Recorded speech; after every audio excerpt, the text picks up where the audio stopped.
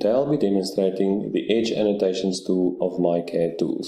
This tool allows you to insert annotations into drawings and to dimension edges of undefined shapes. Now this tool is based on the rules and symbolism of ISO 13715. So as you see, I've got a drawing open, so let's launch the Edge Annotations tool.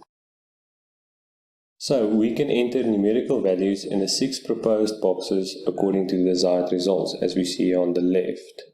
We can also change the font of the annotations, but we're going to leave it as default by using the document font.